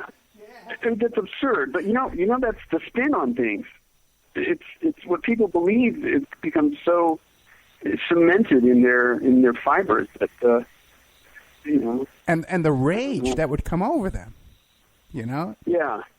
Yeah, they hated. You know, I'm going to introduce Judith Baker at the conference in October, and you know, one of the things I've been thinking about what I'm going to say, but you know, it's like with so many, while we don't actually know who killed Kennedy, we know who didn't. You know, and that's Lee Harvey Oswald. You know, I mean, that's a simple diagnosis that anyone can make. You know, we don't know who did, although we do, but we definitely know who didn't. And I think that's going to be the thrust of the whole weekend there. It's going to be fascinating. Some great speakers. It's not too expensive, and you know, I look forward to meeting up. We're going to have a jam session there. Chris bringing his guitar. I'm bringing my guitar. We're going to play some Lee Harvey Oswald blues. Just so people get an idea, I was reading off the list when Chris was on earlier, but Ed Haslam, the author of Dr. Mary's Monkey, Judith Baker, Oswald's girlfriend, Jim Mars is going to be there, Ed Tatro, who wrote Oliver Stone's JFK, Robert Groden's going to be there? Yeah. Okay, Robert. The man himself. Yeah, fascinating. A photographic expert, Robert Groden. I got to get him on the show. Joan Mellon, a biographer of Jim Garrison. Russ Baker. Russ Baker wrote a skating book on the Bushes, I think. Oh, really? Okay. Roger Stone, you were just mentioning before. He's your co-author on this book about Bush. Yep. Daniel Hopsicker. Had Daniel Hopsicker on the show just about 3 weeks ago. Oh, you did? Oh, second time, yeah. You know, I wish I could get a copy of his book, but, you know, you can't find it for under like $200 anywhere. It's like, I don't know why it's not reprinted, or is this is it something he does maliciously to people? It's not available anywhere. I mean, is he like that or not? Well, he just did this report. I don't know if you saw it, about the parents of, who's that guy, Vince Vaughn, the actor? Yeah. Oh, you got to look that up, man. Vince Vaughn's parents are involved with these banks, these phony banks that are drug smuggling banks and money laundering banks. Oh, my God. Yeah, and it's all pretty much right out in the open, too. He does some great work, man. Daniel Hopsicker, I keep saying it, man. This guy should have a Pulitzer Prize. Then St. John Hunt, the author of Bond of Secrecy. Bond of Secrecy. Yeah, I got to put that up, Dorothy. Too. Elliot Todd. Rose by many other names. So great list of speakers here and stuff like that. Anybody should go down there and check this out, because you get to meet these fascinating people. It's a very intimate setting. We're going to do a walking tour. There's a walking tour going on every couple times a day of all the Oswald sites in New Orleans, starting out with Camp Street. You know, the building's not there anymore, but So the intersection is there, and the Riley Coffee Company and the mat place he was working at, and the David Ferry's house of boys and illicit goings on. I'm sure. Yeah, that's a whole fascinating thing too, as well. Ferry and Barry Seal and Tosh Plumley. These guys all knew each other. I got to get Tosh Plumley. I got to get him on the show. Yeah, I got to get a hold of him. That's an interesting guy. But speaking of Ferry and all these guys, because when I was talking to this guy yesterday, this Dr. Caulfield, because what's his name, General Walker, turned out was homosexual as well, and at the end of his career was actually arrested 2 times in public men's rooms, fondling police officers. Oh. If anybody needs to be fondled, it's police officers. Support the men in blue with their blue balls. I mean, it must have been tough back then being gay. You had to do things in strange places. I got to hand it to anybody that was gay in those days. I mean, you had to have some courage, man. Yeah. I hear you with that, but it is interesting that so many people on the periphery of this JFK assassination, how many of them were homosexual? Yeah. Well, I don't know if it's an inordinate amount or not. I know Lyndon Johnson wasn't homosexual that I know of. Yeah, that's for sure. Yeah. But he had a foul mouth. Apparently, he used to sit naked on his toilet and defecate while his top brass was around, advising him on this and that. He just was a gross person that did things like that.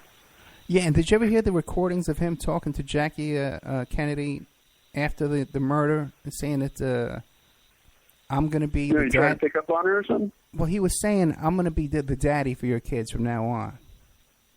Oh, God. Yeah. No, thank you. Yeah, really super creepy stuff. Super freaky guy that guy was. But, that, like my dad said, that was his last chance at being president, because there's no way of Kennedy being in there another 4 years that Johnson was even going to be in the ballpark to be nominated. His time was over. And he'd been a crook from day one. When he was a congressman, he won that seat illegally. They called it Box 13 or something like that. And he did all these fraudulent cotton allotment things with Billy Saul Estes, and it's pathetic. I'm interested in Donald Trump. I think he's a fascinating guy that maybe has has something different to offer. Although I do like Bernie Sanders as well, because he's true to his heart. Roger calls him a communist, but I don't think he is. Well, okay, I've done some shows on Trump. You got to listen to those shows. Trump is up to his neck with this guy, Jeffrey Epstein, this convicted pedophile, this billionaire. The guy Clinton was hanging out with too? Yes, my friend. That had the island of boys and girls sex? Yep, he has that dimension down the Virgin Islands that's where this guy's a convicted sex offender now, and he uses that as his address. So he can't be looked up here in the United States as being a convicted sex offender. He was molesting up to 3 little 12, 13-year-old girls a day, according to his butler. Now, he met one of his victims at Mar-a-Lago when she was an employee, a 15-year-old employee of Donald Trump, working in the ladies' locker room down there at the Mar-a-Lago resort. Also, Epstein was partying down there with these little underage girls with Prince Andrew at Mar-a-Lago, a Trump property. Now, and Trump was partying with the underage girls and having things go on with him? There is a direct quote from Donald Trump, that I practically have memorized. It was a quote by Vicki Ward from New York Magazine when she interviewed Donald Trump, because everyone's trying to figure out who Epstein was, because they found out about him because he was giving Clinton a ride on his plane. And by the way, who else is on the plane with him? Chris Tucker and Courtney Love and all these characters. Okay, but Donald Trump says, I have it memorized. I've known Jeff Epstein for 15 years. Terrific guy. A lot of people say he loves the ladies as much as I do, and a lot of them on the young side. You say what you want about Jeffrey Epstein, but he loves his social life. Now, that's almost a direct quote. So Trump... that's pretty honest. That's pretty honest. Yeah. Well, I mean, I think that's shocking to do that, but I don't know. Donald Trump. I mean, is everybody sick on the inside like that? Every person that's running for office?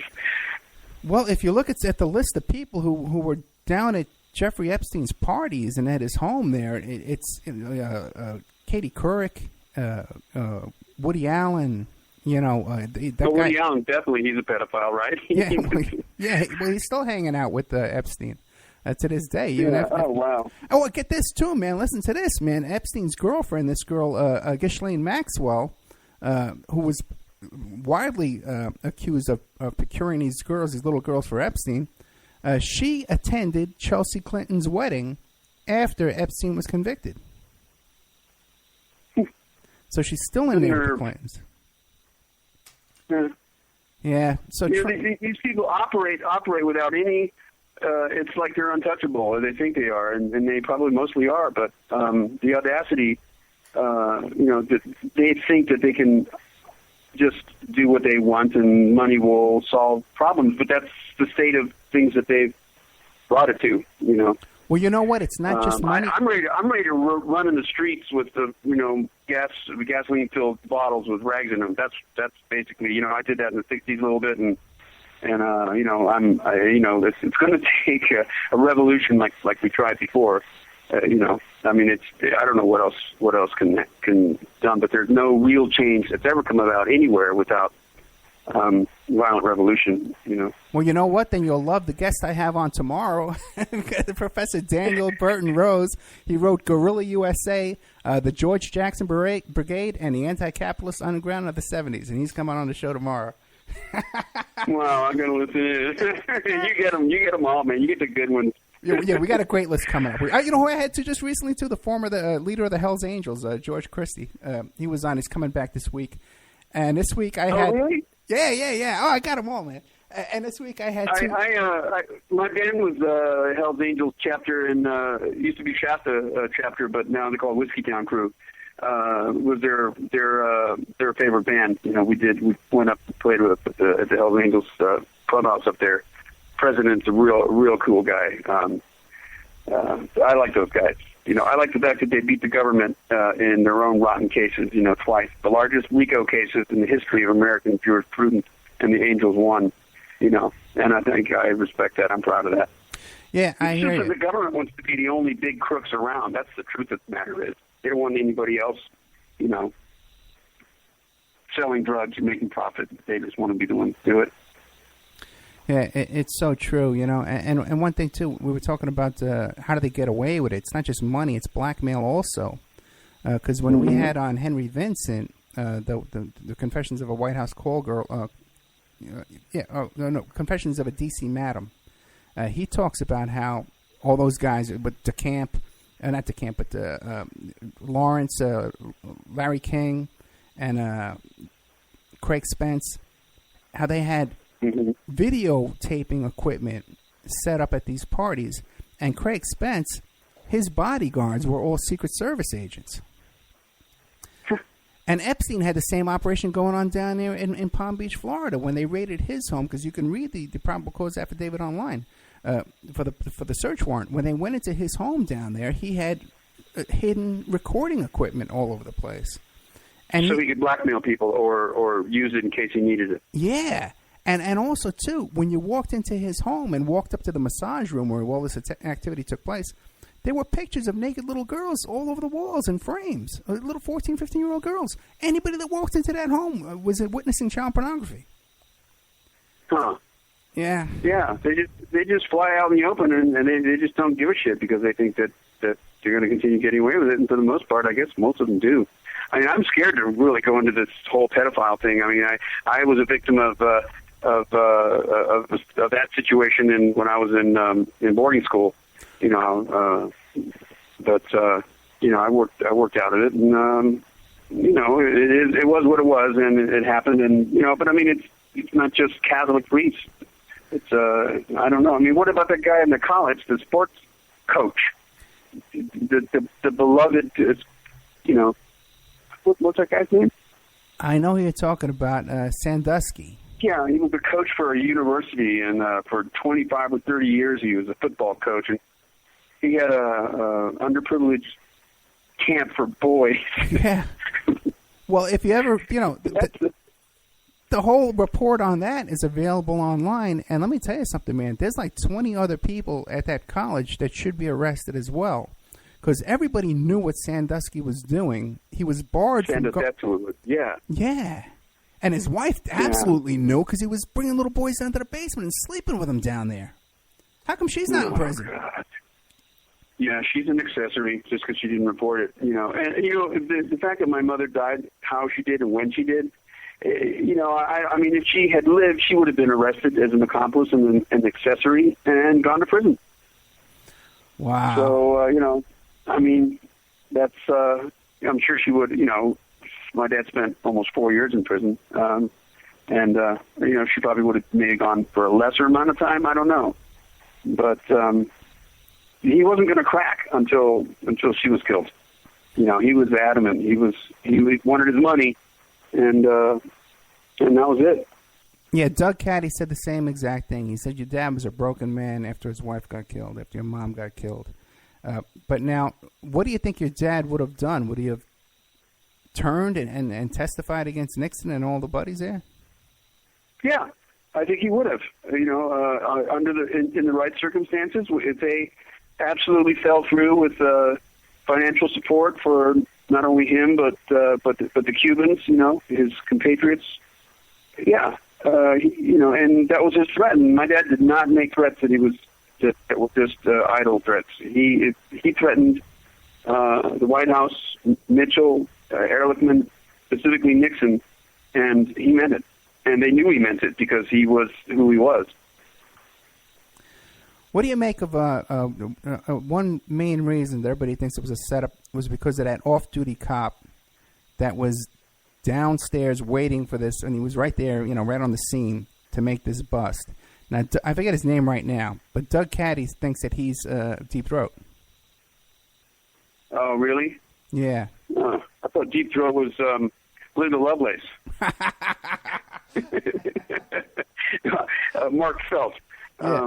Nixon, you can listen to the White House tapes and you can hear Nixon going, let's talk to that. They knew that Mark Felt was leaking information to Woodward and Bernstein. They knew it. Nixon is on tape saying Mark Felt is the one talking way back when. There was no mystery to that, but some people still don't believe that, like Roger Stone doesn't believe Mark Felt was Deep Throat. He goes, no, that's not true. Mark Felt was Alexander Haig. That's who other people think it is. Yeah, when I was young, I thought it was Haig. Yeah. Yeah.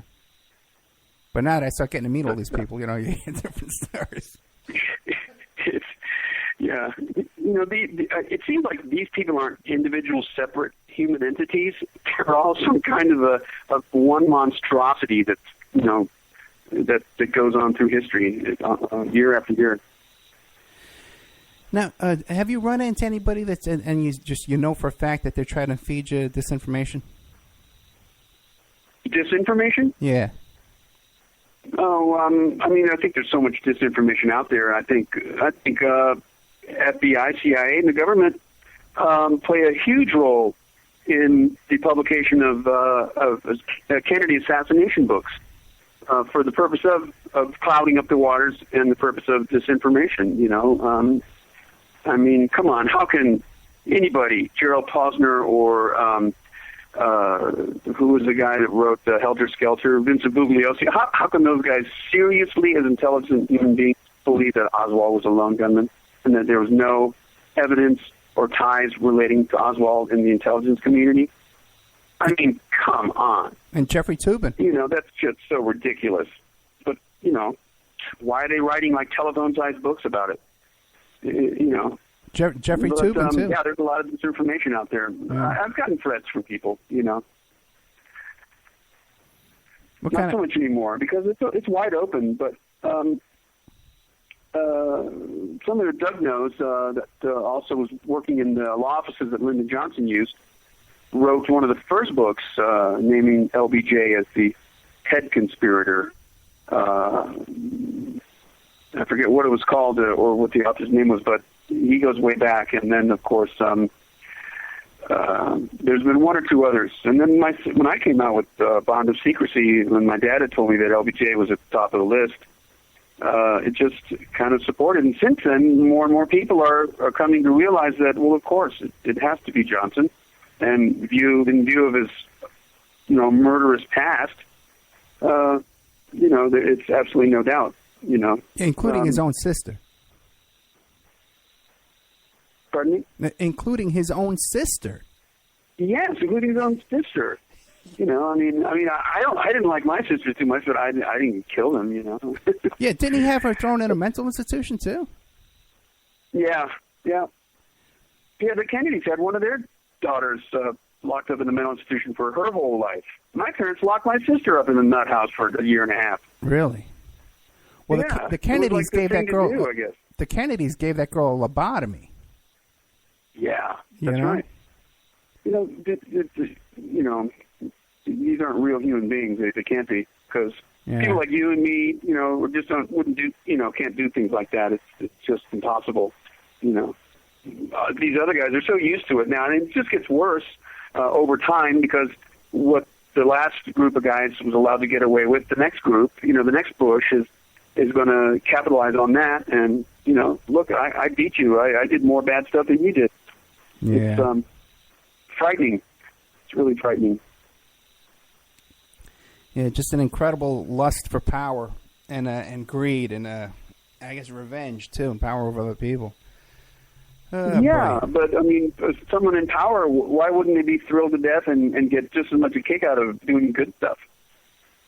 Why is it always doing the evil is the greatest thrill, or what I got over on everybody?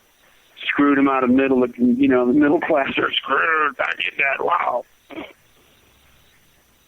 Yeah. But you have a great show, and I'm going to listen in tomorrow night when you have. Who's going to be on? It's going to be tomorrow in the afternoon. It's for the member section, but I'll send you a link. And it's a college professor. Gorilla. Yeah. It's a Professor Daniel Burton Rose, and he wrote the book Guerrilla USA, the George Jackson Brigade, and the Anti-Capitalist Underground of the 70s. And I really do try and shine a spotlight on these guys, because I was even asking Chris Milligan earlier tonight. I says, what's the solution to all this? Because the last time he came on, he said, well, we just got to vote them out. I don't think there's any hope we're going to vote anybody out. You know what I mean? And I think we do need to take to the streets and have general strikes and really resist. Really resist. Yeah. Yeah, I mean, the people still have a lot of power. Like, one of my pet peeves is like cable television. That started because people were willing to pay money to not have commercials. Now we're paying money and we're having commercials. If just for 1 or 2 days, everybody just turned their cable off or whatever, didn't re-up for the next month, it would have a profound effect on these cable companies.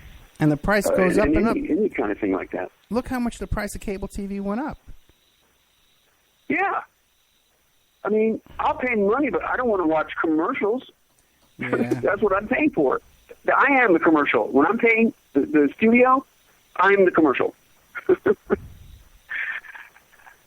It's so true, man. I guess greed is really the bottom line. Greed is the culprit here, and people's weakness to greed.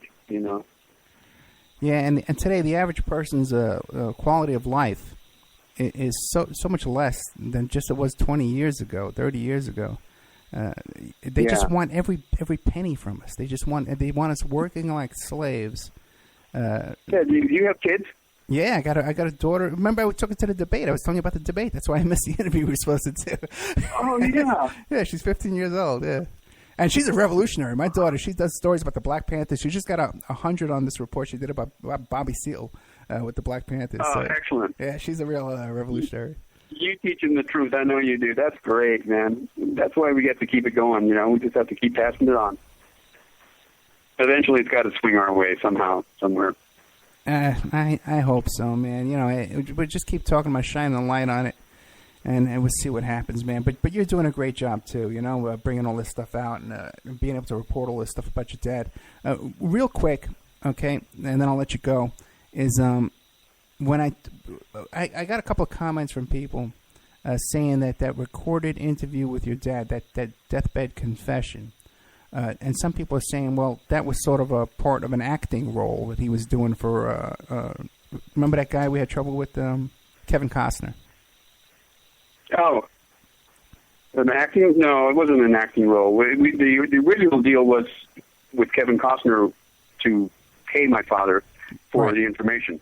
And when it came down to it, Costner wanted my dad to fly out to Los Angeles and set up in the studio there on a $100 per day diem without any real evidence that he was going to get what they had agreed upon, which was, I think, $3 million.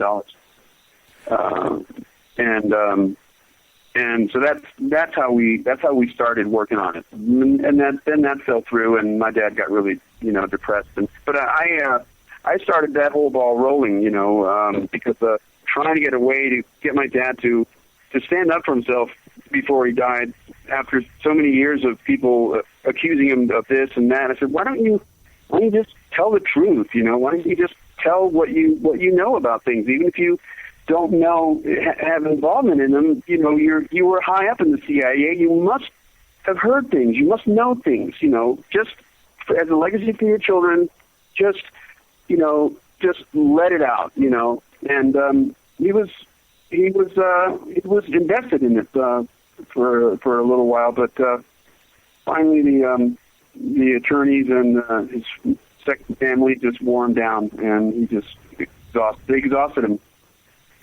But what was the timing of that statement? He sent me that on his own. That was not any kind of acting or rehearsal for anything. He was trying to continue our whole inquiry, my whole inquiry into it, because we had a deal to get a book published if he was going to tell the truth about things. And the timing of that was that he made that shut statement. Down towards the end, and the book was never finished by him. He died, and the ghostwriter stepped in. But the timing of that was that he made that statement after the deal with Costner fell through.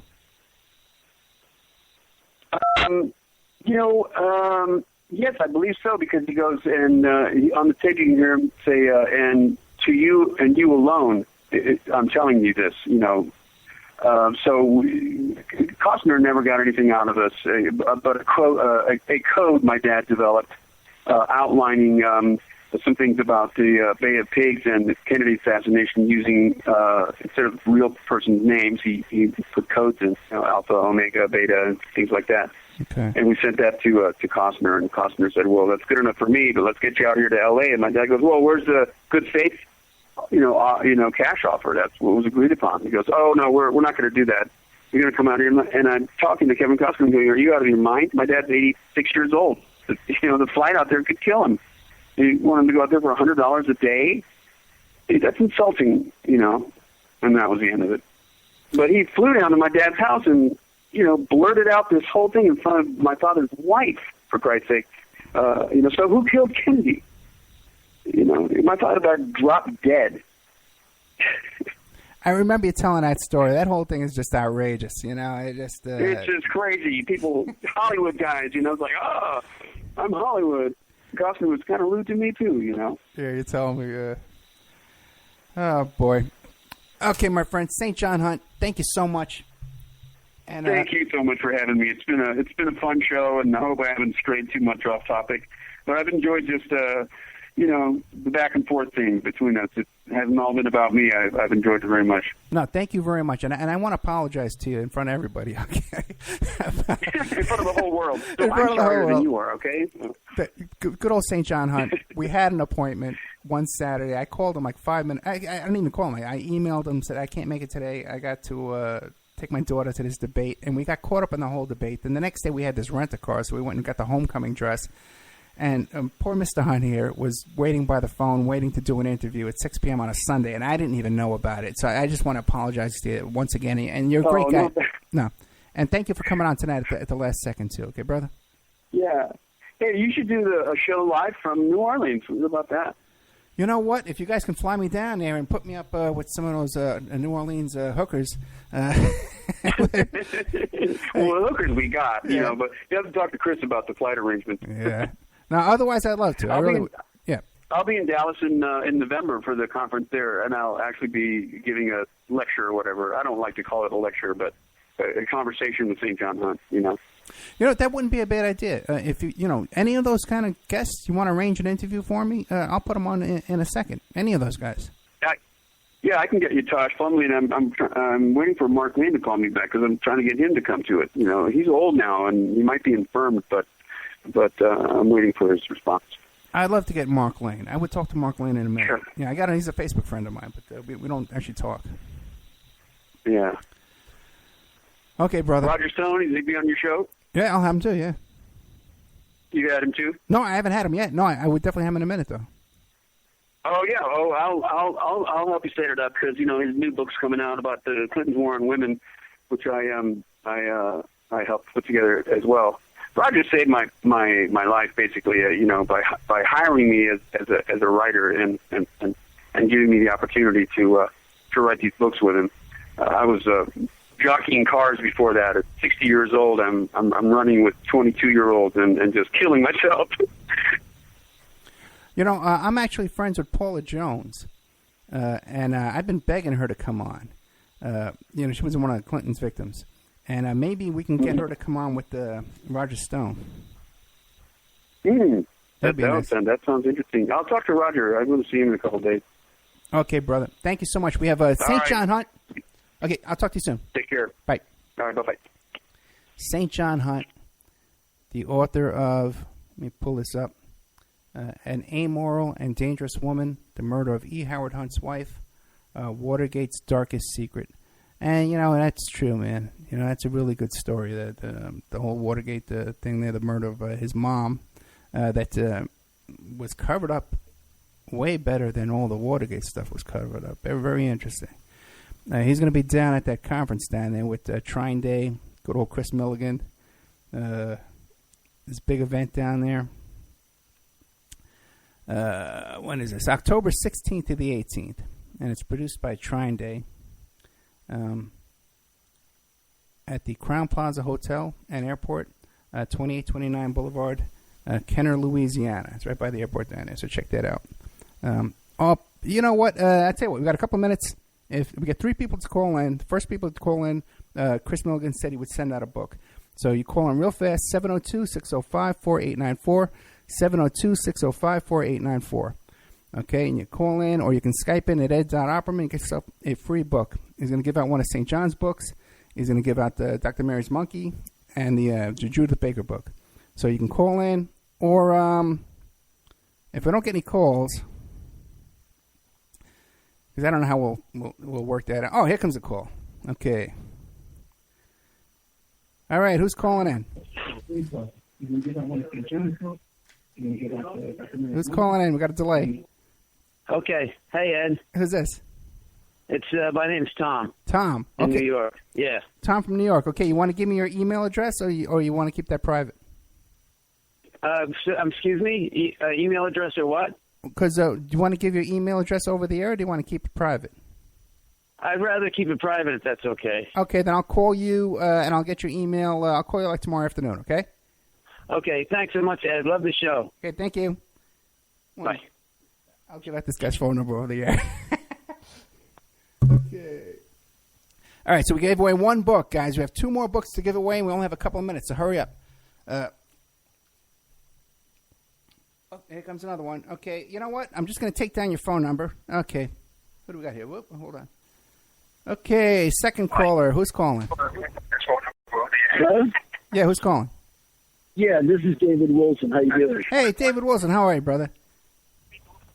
Very good, man. How are you? I'm okay. You know how it is, man. I'm struggling over here. Yeah, great shows tonight, man. 2 great interviews. Just awesome. I'm glad to actually talk with you. Wait, I'm looking at your phone number. There's like 12 digits on here. What the hell is this? Yeah, I dialed the wrong number first time I called you, so I don't know if maybe that got into the number that you saw. Oh, no, wait. I think I got it. Okay. All right. I got your number, and I'll call you tomorrow, and we'll get your email address to send over this book. Awesome, man. Awesome. Thank you so much. Thank you, brother. Okay, we got 1 more book to give away, guys. You got to call in 702-605-4894. Hurry up, because I got a lot of plugs and commercials to do. You know me. got 1 minute left, guys. 1 minute. Okay, I'm gonna send out a plea to all you guys there. Tonight we're on a whole bunch of stations, more than ever before. And the memory on my computer is so low right now, you have no idea. We need at least $50 to buy some memory. So if you want to sign up for a year in the member section, I'll give you a discount. We'll do it for $60. Okay, you just have to email me directly through PayPal at oppermanreport@gmail.com.